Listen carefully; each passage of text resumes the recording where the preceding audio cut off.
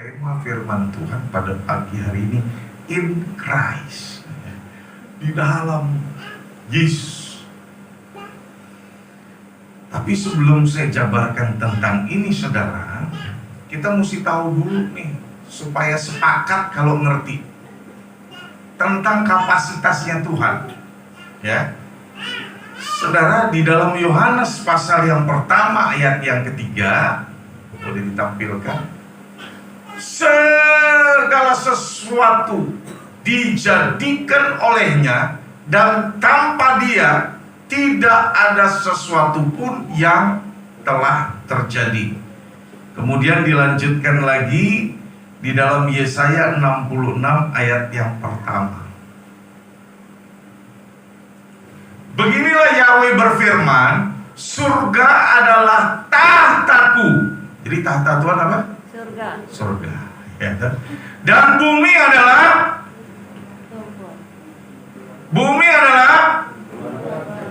tumpuan kaki Tuhan. Jadi di manakah bait yang engkau bangun untukku, dan di mana tempat peristirahatan? Kadang-kadang kita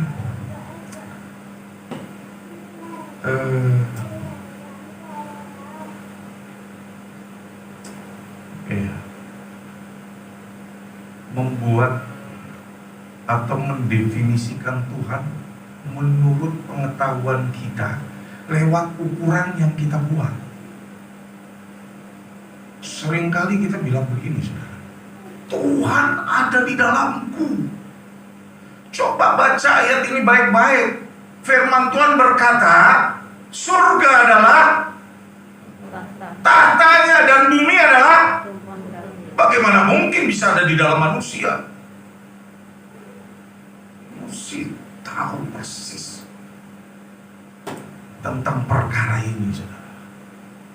Kita membuat Tuhan itu jadi kecil sekali. Kalau ada di dalam kita kan berarti kita yang lebih besar daripada Tuhan. Udah kan? Logika pakai. Ya. Manusia diberikan kemampuan untuk berpikir, dan logikanya harus dipakai. Karena waktu nyembah Tuhan gak cukup pakai roh. Tuhan bilang pakai juga itu akal budimu, supaya gak dibohongin, supaya gak disesatkan. Karena ada pertimbangan-pertimbangan logis di dalam kita. Amin.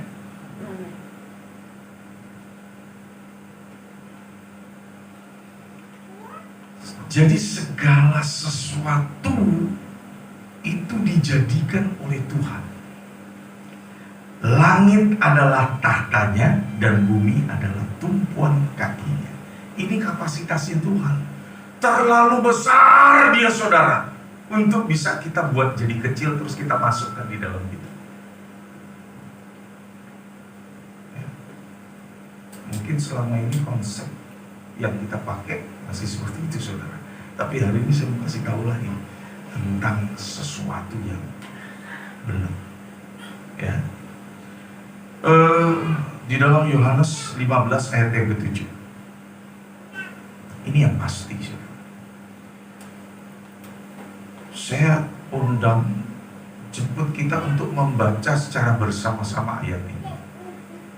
1, 2, 3. Jika kamu tinggal di dalam aku dan firmanku tinggal di dalam kamu, mintalah apa saja yang kamu inginkan dan hal itu akan terjadi padamu. Jadi yang ada di dalam kita apa? Firman. Tuhan. Firman. Kitalah yang ada di dalam dia, di dalam seluruh kapasitas, kebesaran dan kemuliaannya.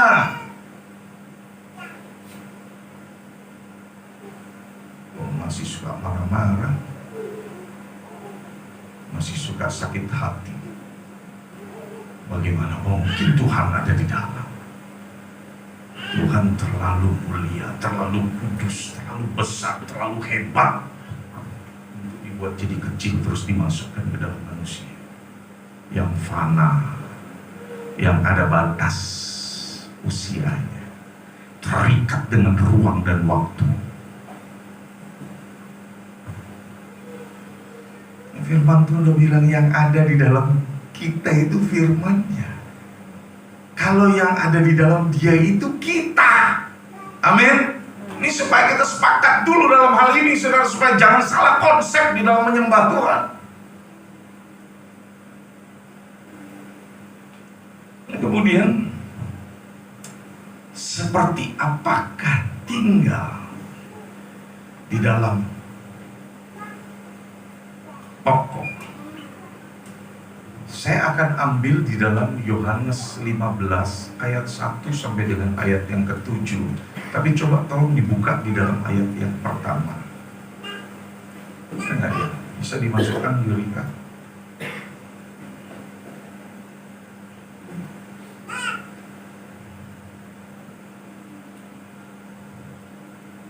Ya.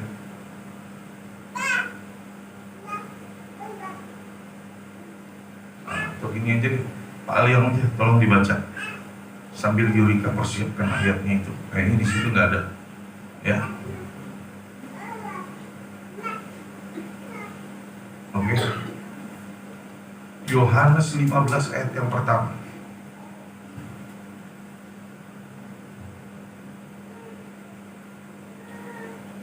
Demikian bunyi firman Tuhan, akulah pokok anggur yang benar, dan Bapakku adalah pengelolanya.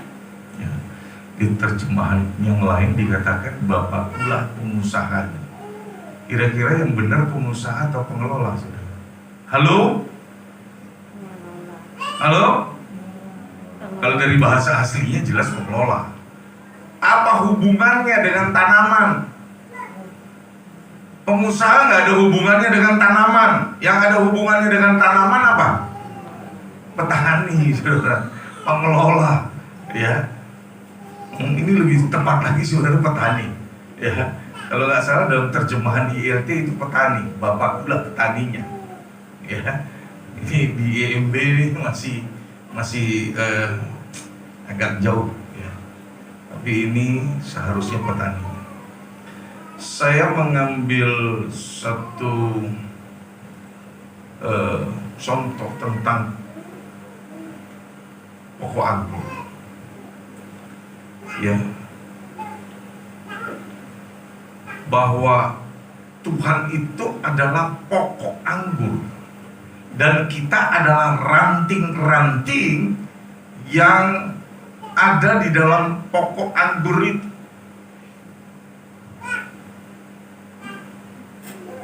Pertanyaannya adalah seperti apakah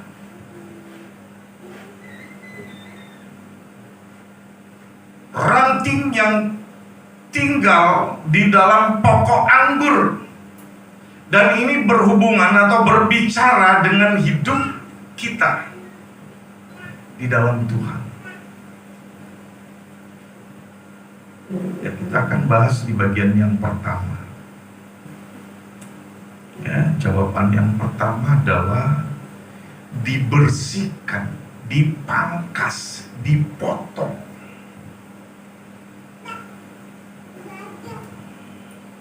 Ini berbicara tentang proses pembentukan diri, tentang karakter.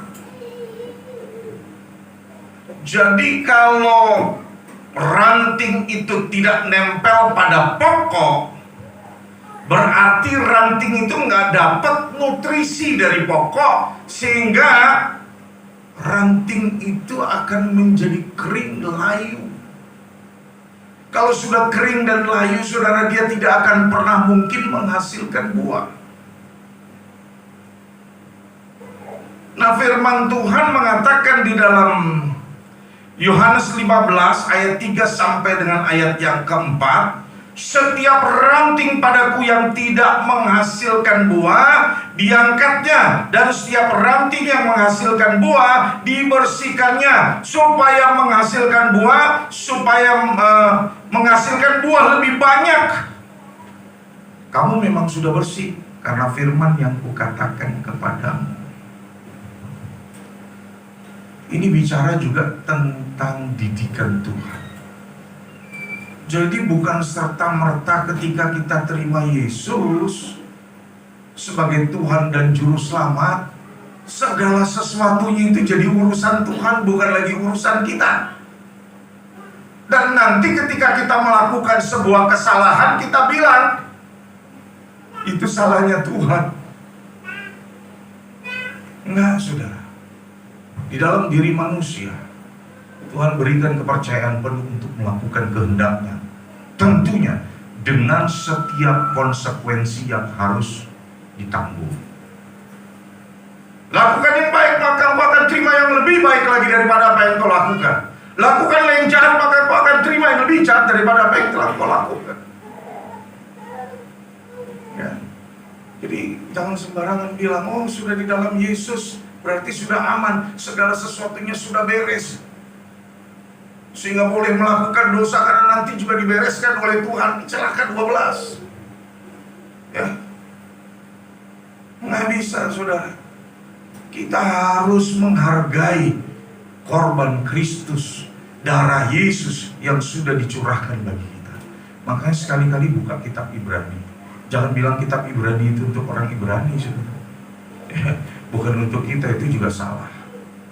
Ya, dari Kejadian sampai kitab Wahyu itu untuk kita. Amin. Amin. Ini yang terus saya pertahankan. Walaupun ada sementara orang bilang, oh perjanjian lama sudah nggak berlaku, kata siapa? Nanti di satu sisi dibilang tidak berlaku, tapi di sisi lain demi kepentingan dibilang itu masih berlaku. Ya, saya nggak setuju, semua itu berlaku. Nubuatan dan penggenapan, perjanjian lama, perjanjian baru. Di situ terisi firman Tuhan yang akan memandu kehidupan kita, yang membawa kita kepada rencana Tuhan. Amin. Nah, saudara, manusia harus dibentuk, harus diproses. Dan pembentukan serta proses itu hanya firman yang dapat mengerjakannya secara sempurna. Upaya usaha manusia bisa saja, saudara, tapi gak akan pernah sempurna. Tetapi dengan tindakan melangkah dari seorang manusia yang disertai oleh Tuhan, maka jadi sempurna. Ya, proses pembentukan dalam dirinya. Dan itu dikerjakan terus-menerus dengan tidak ada henti-hentinya.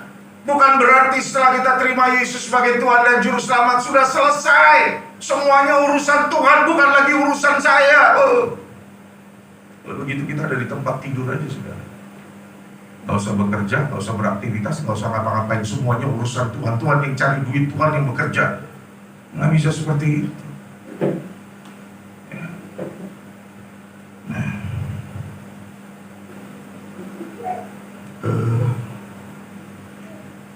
saya pernah ke pengrajin emas. Ya, pengrajin itu ketika dia mau membentuk emas itu jadi perhiasan, emas yang sudah ada dalam bentuk batangan itu dipanaskan sampai lumer, sampai mencair. Dan saya lihat bagaimana dia panaskan emas itu bukan berkurang kadar panasnya, tetapi justru makin ditambah. Saya tanya kenapa, kan itu udah lumer. Oh, jadi emas itu makin dipanaskan, dia akan jadi makin murni. Kotoran-kotoran yang ada, sisa-sisa yang nggak berguna naik ke atas terus dibersihin. Jadi emas itu harus dibawa ke peleburan api supaya kadarnya, nilainya jadi bertambah dan meningkat karat. Walaupun di Pontianak ada juga emas, ya, waktu kita beli dia bilang emas, saudara. Ya, waktu kami bawa ke Jawa mau dijual begitu, ini apa katanya, emas. Emas apa ini? Ini bukan emas katanya. Saya juga jadi bingung, saudara. Ada emas 30%, ada 70%, itu hanya ada di Pontianak. Ya, ini teman saya dari Bintulu, saudara, seorang hamba Tuhan, beneran dia nikah dengan orang Sarawak, saudara, dia buka gereja di sana. Seorang hamba Tuhan dulu,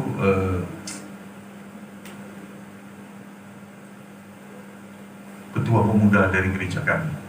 Ya, saya yang menggembalakan dia. Tapi sekarang dia sudah jadi hamba Tuhan. Dan dia menggembalakan di Bintulu. Sekali waktu dia kumpul seluruh keluarganya yang ada di Pontianak. Dia sampaikan pergumulannya mau bangun gereja. Ya. Karena ini dari karangan orang Batak, saudara, jadi bor-bor itu kumpul, lepas semua itu emas, kasih sumbangan.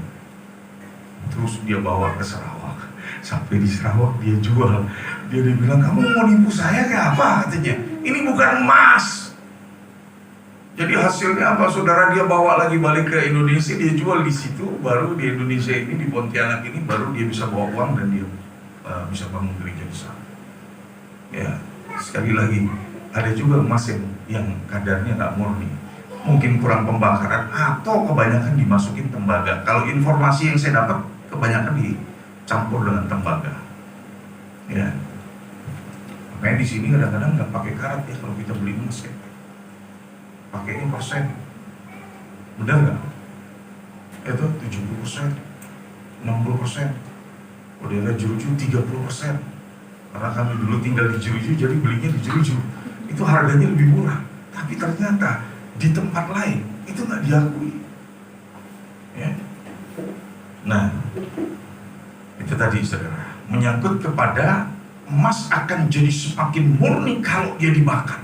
Manusia akan jadi semakin hebat kalau dia mengalami tekanan.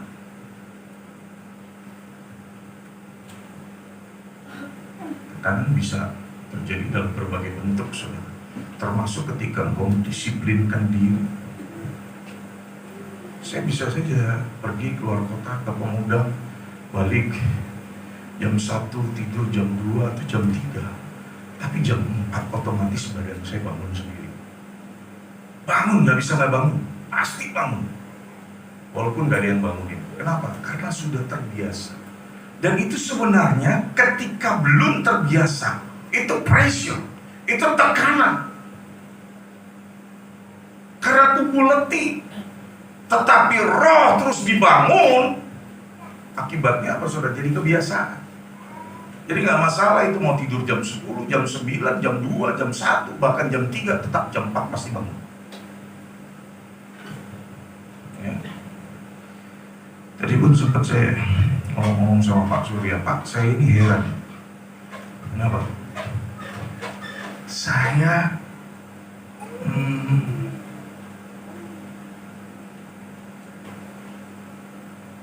tidak gampang ngalamin rasa sakit di tubuh saya. Ya. Kadang-kadang ibu juga bingung. Sudah ada nyamuk gigit beberapa banyak gitu, saya masih asik aja tidur atau nggak tidur, tapi nggak terasa di ibu yang tepukin itu nyamuk. Kenapa? Karena memang nggak terasa, saudara. Kenapa? Karena sakit yang paling sakit saya sudah rasakan. Jadi akibatnya sakit-sakit kecil nggak terasa lagi. Ketika beban dengan beban seberat-beratnya yang pernah kita pikul tanggung, saudara, kalau ada beban yang lebih ringan nggak terasa lagi. Itu kalau orang latihan di gym itu seperti itu. Wah, angkat besi. Saya juga suka angkat besi, saudara. Udah alatnya di rumah. Ya, angkat. Dari 50 mau jadi 100. Itu sakit. Berat. Dari 100 mau ke 200, berat. Sampai akhirnya ke 300 kali. Berat. Tetapi ketika lakukan yang 50, lakukan yang 100, lakukan yang 150 kali angkatan, itu udah gak jadi terasa. Kenapa? Karena udah terbiasa. Kalau kita mau jadi orang yang hebat, pasti didikannya pun keras. Didikannya bukan didikan biasa. Mau jadi tentara aja, tentara biasa sama Kopassus beda dilatih. Benar ya? Ya kan? Beda. Kalau tentara biasa lari lapangan gor 10 kali, kalau Kopassus bisa 50 kali. Gemblengannya pasti beda. Dan Tuhan gak suruh kita jadi orang yang malas. Enggak. Tuhan mau kita jadi orang yang rajin. Rajin membangun diri, rajin membangun iman, rajin membangun hidup, rajin membangun kualitas diri. Amin. Sehingga jadi orang-orang yang diperhitungkan. Gitu ya. Ini juga berbicara tentang disiplin rohani yang namanya dibersihkan, dipangkas, yaitu membuang kebiasaan yang buruk dan menghadirkan kebiasaan yang baik.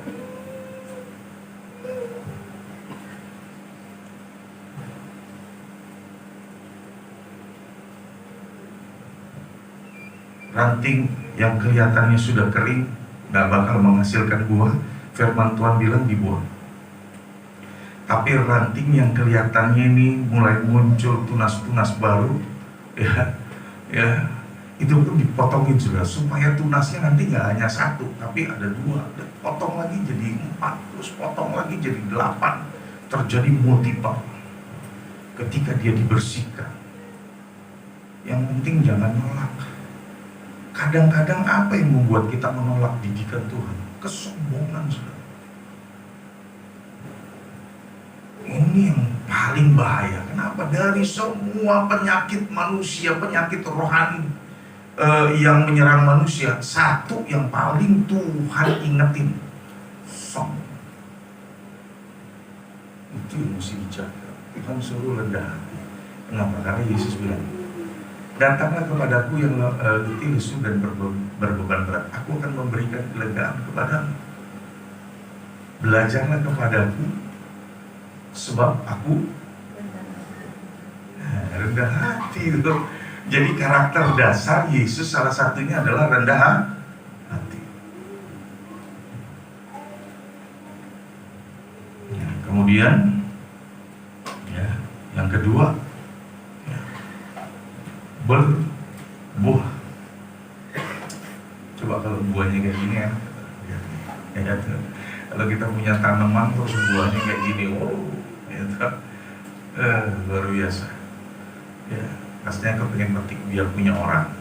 Walaupun mungkin di masa-masa kecil kita punya kebiasaan yang buruk, saudara. Biasanya kalau ada pohon punya tetangga atau ada pohon yang menghasilkan buah di dalam perjalanan kita, itu gatal tangan mau ngambil, saudara. Ya, dan nanti yang punya rumah marah, dia mulai teriakin kita dan mulai kejar kita lari. Ya, dan saya juga punya pengalaman seperti itu, saudara. Ya, tapi itulah keindahan hidup di masa kanak-kanak, ya. Nah, berbuah itu sama dengan menghasilkan. Yang dihasilkan adalah buah. Ya. Ketika ranting itu melekat, kalau nggak melekat nggak bisa berbuah. Ya. Sudah berbuah pun buahnya busuk, sudah berbuah pun buahnya akan kering, buahnya akan tertiup angin, buahnya akan dimakan oleh hama. Kalau dia nggak melekat, kalau dia melekat ada proteksi, ada perlindungan, ya.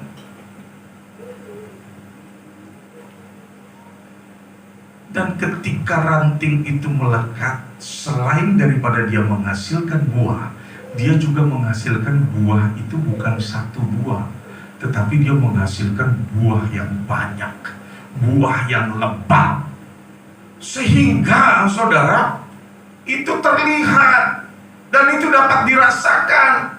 Banyak orang Kristen yang kehidupannya nggak bisa dilihat dan dirasakan, nggak memberi kesaksian. Dilihat itu bicara tentang kesaksian, hidupnya nggak memberi kesaksian tentang Tuhan. Setelah dia ada di dalam Tuhan tidak berubah, dari dulu sampai setelah dia mengenal Tuhan masih seperti itu. Manusia bisa saja jatuh ke dalam dosa, saudara, tetapi bukan berarti berulang-ulang. Itu namanya mempermainkan korban Kristus. Ya. Satu kali selesai. Tuhan gak lihat yang di belakang, yang di depan. Kita perbaiki diri kita terus di dalam Tuhan. Terus dirasakan. Orang boleh ngaku, saudara. Orang boleh menyaksikan tentang seberapa yang engkau punya. Ya. Banyak orang yang mungkin bisa mengklaim dirinya kaya. Saya orang kaya. Kalau Anda kaya dan dan Anda menyaksikan Anda kaya. Tanpa orang lain merasakan, Anda belum kaya. Ya, Anda belum kaya sesungguhnya.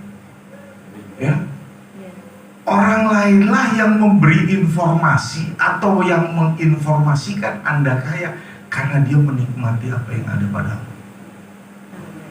Kalau masih kau sendiri yang berkata mau kaya, belum kaya. Ya. Kita diketahui, kita dipahami, kita dirasakan sebagai orang kaya kalau kita berkontribusi pada kehidupan seseorang. Dan percaya saudara, apapun yang kita kerjakan dalam bentuk kebaikan kepada orang lain, itu pasti akan kita terima kembali dengan bonus-bonus. Maka saya ngajarin kita ego, saudara. Ya, ini masalah saya, Pak Ken dulu pernah bersaksi. Saksiannya cukup membangun, saudara. Bahwa dia pernah korban untuk seseorang di Semitang. Dia udah lupa tuh kalau dia pernah memberkati orang. Kalau nggak salah gitu ya Pak Ken ya. Tahu-tahu sekian tahun kemudian waktu dia lagi perlu, orang itu datang memberkati Pak Ken. Betul Pak? Artinya apapun yang dia kerjakan dalam bentuk kebaikan dan apapun yang kita kerjakan dalam bentuk kebaikan, percayalah, tidak akan pernah sia-sia. Amin. Karena itu akan kembali kepadamu dengan pelipat ganda. Itu aja prinsipnya saudara. Dan orang tahu kita kaya kalau kita bermurah hati kepada dia. Kalau kita pelit, bagaimana mungkin bisa kita ngomong kita kaya? Ya. Saya ngajarin Anda seperti ini kenapa? Karena kita anak raja. Siapa di sini yang anak raja angkat tangan? Kalau yang nggak angkat tangan berarti bukan anak raja loh. Ya. Kalau kita anak raja berarti kita apa? Pangeran. Maka kita harus bergaya seperti pangeran, bersikap seperti seorang pangeran. Ya, kita bukan pengemis, amin. Tetapi kita anak semua ini. Atau minggu kemarin nggak datang kan? Ya, pewaris. Kita bukan pengemis, kita pewaris. Sebagai pewaris apa yang Bapak punya itu punya kita. Amin. Nah, kembali lagi kepada topik kita. Di dalam Yohanes 15 ayat 4 sampai dengan ayat 5. Tinggallah di dalam aku dan aku di dalam kamu. Nanti, tunggu dulu. Ya, belum dibahas ini. Ya. Sama seperti ranting tidak dapat menghasilkan buah dari dirinya sendiri jika tidak tinggal di dalam pokok anggur. Perhatikan. Ini Yesus lagi memberikan sebuah perumpamaan tentang pohon anggur, pokok anggur. Ya.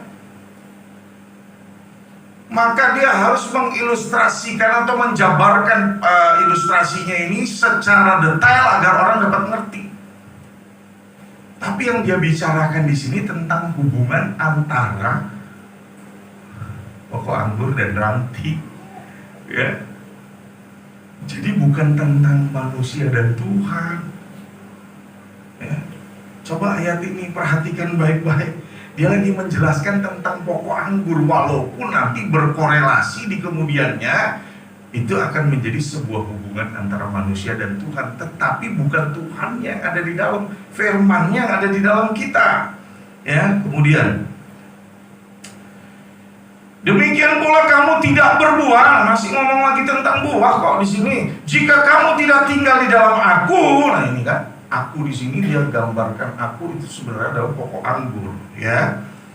Akulah pokok anggur, kamu adalah ranting-rantingnya. Siapa yang tinggal di dalam aku, ini masih bicara tentang pokok anggur. Itulah. Ya, ini bicara tentang pokok anggur. Dan aku di dalam dia, maka ia akan menghasilkan buah yang banyak, karena tanpa aku tidak dapat melakukan apapun. Kita, kamu, Anda, dan saya tidak dapat melakukan apapun. Ya, jadi ini yang mesti kita pahami, saudara. Karena seringkali banyak orang yang punya pemahaman seperti itu. Yesus di dalamku, Tuhan di dalamku. Seringkali masih ngomel, masih sakit hati, ya, masih sombong, ngomong Tuhan yang begitu kudus kok dia bilang ada di dalam dirinya. Tapi firman Tuhan dalam ayat yang ke-7 jelas sekali di sana berkata, firman-Nya yang ada di dalam kita, kita yang tinggal di dalam Dia yang besar. Amin.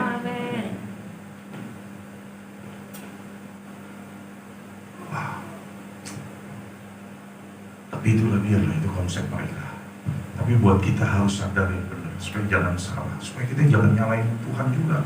Waktu kita jatuh ke dalam dosa, katanya udah inkrah, masih bisa jatuh dalam dosa. Oh sudah, tenang aja, Tuhan bereskan dosa kita, diampuni itu, tobat lagi, besok bikin lagi dosa, tobat lagi, besok lagi bikin dosa, karena alasannya itu Tuhan mengampuni. Ya, tapi ada juga ayatnya yang gak pernah mau dibaca kan, bahwa jangan sampai kita menyalibkan Kristus untuk kedua kali. Itu yang gak pernah mau dibuka. Saya percaya saudara bahwa pengampunan Kristus itu kekal bagi kita. Amin. Dia ngampunin kita sampai limit tertentu. Kalau nggak ada tahta putih itu. Tahta putih itu mengadili siapa sih ketika Yesus datang tuh kali yang kedua?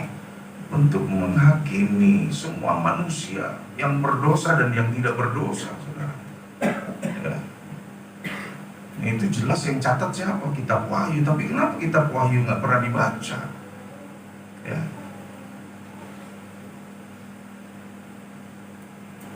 Ya, mudah-mudahan topik ini bisa nyambung dengan hari Rabu nanti tentang rahasia di akhir zaman. Nah, saudara, dua hal ini yang akan terjadi ketika kita melekat sama Tuhan. Melekat itu dengan pengertian gini. Banyak orang yang berpikir kalau melekat sama Tuhan berarti saya harus berdoa 2 jam satu hari. Ya. Ini ada seorang hamba Tuhan terkenal, saudara.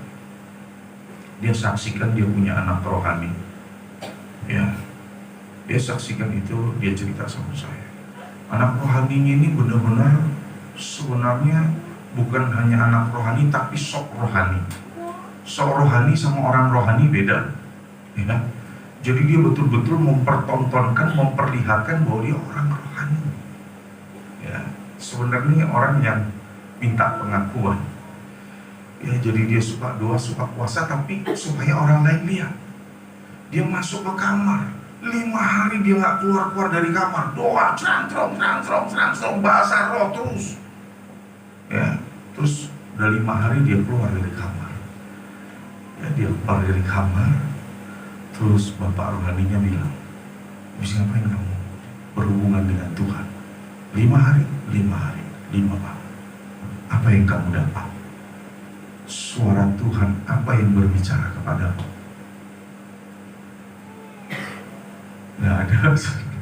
Nggak dapat apa-apa. 5 hari katanya berhubungan sama Tuhan, masa nggak ada sepatah 2 patah kata yang dia dapetin? Makanya ini bukan berbicara tentang berapa lama, tetapi seberapa berkualitasnya hubungan kita dengan Tuhan. 5 menit kalau kamu bisa masuk hadirat Tuhan itu lebih baik daripada 2 jam tapi nggak masuk. Nah, hanya mulut kita aja mungkin yang nyembah gitu ya. Tapi ini enggak.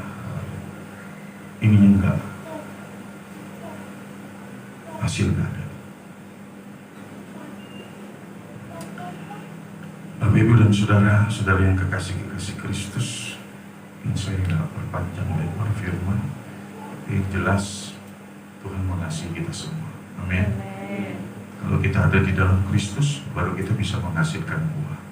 Di luar Kristus ada dosa yang sedang menanti dan siap mengambil kita, menjemput, membawa kita untuk ada di dalam lingkarannya. Kita ada di dalam Kristus seperti ini, maka Kristus yang tampak. Kalau Kristus yang tampak berarti kita tidak pernah mungkin gitu ya melakukan perbuatan dosa. dosa. Amin. Sombong ini mesti dihindari, karena penyakit ini ada di dalam gereja. Gosip, ya, gosip, oke. Terus pamer, ya, ini Tuhan nggak mau. Ya, biarlah kita jadi apa adanya, bukan ada apanya di dalam Tuhan. Amin. Bapak Yahweh mau